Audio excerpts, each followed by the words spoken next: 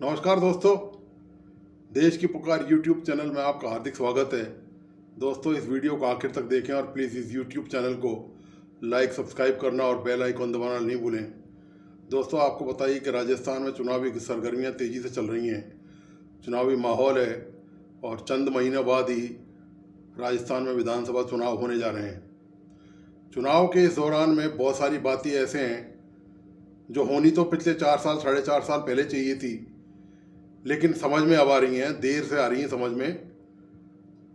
राजस्थान कांग्रेस के अध्यक्ष गोविंद सिंह डोटासरा ने प्रदेश कांग्रेस कमेटी में बैठक के दौरान कहा कि कुछ मुझे पता है कि मंत्री जो है, कुछ मंत्री राजस्थान के, वो आरएसएस और भारतीय जनता पार्टी के लोगों के कहने से तबादले करते हैं। डोटासरा ने कहा कि जब वो जिले में जाते हैं और लोगों से मिलते हैं, पदाधिकारियों से, कांग्रेस के लोगों से, तो उनको ये शिकायत मिलती है कि कांग्रेस के मंत्री उनका काम नहीं करते, उनके कहने से कर्मचारी अधिकारियों के तबादले नहीं करते, और वे भारतीय जनता पार्टी और आरएसएस के लोगों से अपनी मित्रता निभाते हैं और उनके इशारे पर काम करते हैं। दोस्तों, इससे पहले 2 दिन पहले सचिन पायलट ने भी पीसीसी की बैठक में भाग लिया था। जो सुलह वार्ता हुई है अशोक गहलोत और सचिन पायलट के बीच में पार्टी हाईकमान के हस्तक्षेप के करने के बाद, उसके बाद ये पहली बैठक थी। उस बैठक में सचिन पायलट ने भी ये कहा कि जो प्रभारी जिला मंत्री हैं उनको ब्लॉक अध्यक्ष लेवल पर जो पदाधिकारी हैं या और जो दूसरे कांग्रेस के पदाधिकारी हैं उनको वीआईपी ट्रीटमेंट जिला प्रशासन के समक्ष मिलना चाहिए, ताकि लगे कि राजस्थान में कांग्रेस की सरकार है, सत्तारूढ़ सरकार है और पार्टी ही चला रही है सरकार। उनका संदेश ये था, कहने का आशय, कि नौकरशाह सरकार नहीं चला रहे। पार्टी के पदाधिकारी पार्टी की रीति नीति रणनीति और पार्टी की जो नीति पॉलिसी हैं उनको लागू करने के लिए संगठन आगे आए। और उन्होंने प्रभारी मंत्री से कहा कि आम लोगों तक ये मैसेज जाना चाहिए इस चीज़ का कि प्रदेश में कांग्रेस की सरकार है। मतलब कहने का तात्पर्य उनका ये था कि ऐसा नहीं लगना चाहिए। निश्चित तौर पर सचिन पायलट को कहीं ना कहीं से ये फीडबैक मिला होगा कि कांग्रेस के जो मंत्री हैं, प्रभारी मंत्री हैं जिलों के,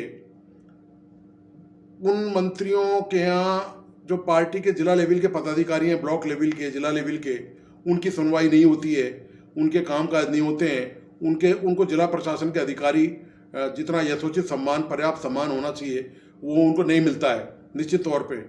दोस्तों, ये जो 2 उदाहरण हैं, ये किसी और ने नहीं दिए। इसमें भारतीय जनता पार्टी विपक्ष की पार्टी है, या हनुमान बेनीवाल जो अब तक भ्रष्टाचार के आरोप लगाते रहे, उन्होंने कोई आरोप नहीं लगाया है। ये कांग्रेस के प्रदेश अध्यक्ष पूर्व सचिन पायलट पूर्व अध्यक्ष रहे और मौजूदा अध्यक्ष डोटासरा ही अपने मंत्रियों के बारे में कह रहे हैं। राजस्थान की और आश्चर्य की बात यह है कि ये जो कवायद है संगठन को मजबूत करने की और कांग्रेस को मजबूत करने की, इस तरह से वे 4.5 साल बाद याद आई है, जब चुनाव बिल्कुल सिर पर आ गए हैं। यानी कि सूचना तो डोटासरा को, या आप कहिए मुख्यमंत्री को भी होगी निश्चित तौर पर, जब डोटासरा को सूचना है कि कांग्रेस के मंत्री जो है वे पार्टी के पदाधिकारियों के काम करने के बजाय आरएसएस के नेता और कुछ मंत्री आरएसएस के नेता और भारतीय जनता पार्टी के लोगों के इशारे से काम करते हैं, उनसे मित्रता धर्म निभाते हैं। ऐसा नहीं है। सवाल इस बात का यह है कि आखिर उनके खिलाफ कार्रवाई क्या की गई है। ये एक तरह से हरेसमेंट है पार्टी के लोगों का, संगठन का। संगठन आप जानते ही हैं, बिना संगठन के सरकार का सत्ता में पहुंचना बिल्कुल संभव नहीं है किसी भी हालत में। और डोटासरा ने यह भी कहा, उन्होंने पार्टी के कार्यकर्ताओं पर दबाव बनाने में कसर नहीं छोड़ी। सवाल ये कि डोटासरा ने जो मीटिंग में कहा उसके बाद क्या मंत्रियों को कोई फर्क पड़ा? अब तो वैसे भी विधानसभा सेशन चल रहा है, उसके बाद चुनावी साल है, तबादले वैसे भी बहुत ज़्यादा हो नहीं सकते। तो सवाल क्या है कि अब क्या संगठन के जो पदाधिकारी हैं, जो ब्लॉक लेवल के पदाधिकारी हैं, क्या उनको वीआईपी ट्रीटमेंट मिलेगा जिला प्रशासन द्वारा? दरअसल ब्यूरोक्रेट इतना हावी है, ब्यूरोक्रेसी, ये आरोप लगता रहा है सरकार पर कि, और आपको याद होगा कि जो केंद्रीय बैठक हुई थी उसमें पार्टी के राष्ट्रीय अध्यक्ष ने ये कहा था कि ब्यूरोक्रेट सरकार चला रहे हैं, ऐसा मैसेज नहीं जाना चाहिए। मैसेज ये जाना चाहिए कि पार्टी के विधायक, पार्टी के कार्यकर्ता, पार्टी के पदाधिकारी सरकार चला रहे हैं। मल्लिकार्जुन खड़गे तक ने ये बात कह दी थी राजस्थान के मंत्रियों के बारे में कि एक तरह से राजस्थान में नौकरशाही कितनी हावी है, ये बात मल्लिकार्जुन खड़गे ने कह दी। यही बात आपको याद होगा, रंधावा जो पायलट के जो राजस्थान के प्रभारी हैं, उन्होंने भी ये एक दो मौके पर ये बात कही थी। सचिन पायलट ने ये बात कह दी, गोविंद सिंह डोटासरा ने बात कर दी। अब सवाल बचा कौन है? अब बचे हैं केवल मुख्यमंत्री अशोक गहलोत। जो कमान मुख्यमंत्रियों की है वो उनके हाथ में है, और मुख्यमंत्री कोई दायां जा रहा है, कोई बायां जा रहा है, सबकी अलग अलग दिशाएं हैं। कोई एकजुट होकर पार्टी के प्रति समर्पित होने की भावना या पार्टी के प्रति लोगों को और आगे ले जाने की भावना वो मंत्रियों में शायद ही कहीं नजर आती हो। इसके विपरीत मंत्रियों पर भ्रष्टाचार के आरोप जमकर लगते रहे, उसका पार्टी कोई खंडन मजबूत तरीके से नहीं कर सकी दस्तावेजों के साथ साथ। तो दोस्तों, अब ये चुनावी साल है, अब देखना ये है कि पार्टी में ये जो कलह मची हुई है, ये जो प्रत्यक्ष परोक्ष तौर पर या जो आरोप प्रत्यारोप लगाए जा रहे हैं, इनके क्या परिणाम होते हैं। भारतीय जनता पार्टी क्या इसका कोई फ़ायदा उठाएगी? हनुमान बेनीवाल जो आरएलपी के संयोजक हैं, सांसद हैं, क्या इसका कोई फ़ायदा उठाएंगे?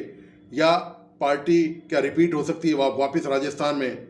मौजूदा जो परिदृश्य है उसको देखकर लगता है कि बहुत ही कड़ा मुकाबला है, और कांग्रेस के लिए जो अब तक घटनाक्रम हुआ है पायलट खेमे में और अशोक गहलोत खेमे में जो दूरियां बनी रही, अब जो समझौता हुआ है कुछ दिनों पहले, तो पार्टी के निचले स्तर तक इस मैसेज को पचा पाना और इसको डाइजेस्ट कर पाना इतना आसान नहीं है, क्योंकि कहीं ना कहीं वो रंज, वो तंज जो है वो कहीं ना कहीं अभी भी झलक ही रहा है, वह पूरी तरह समाप्त नहीं हुआ है। तो दोस्तों, आपको आज का ये विश्लेषण कैसा लगा? प्लीज़ अपने लाइक्स और कमेंट मुझ तक जरूर भेजिए, और इस यूट्यूब चैनल को लाइक, सब्सक्राइब करना और बेल आइकन दबाना नहीं भूलें। धन्यवाद, नमस्कार।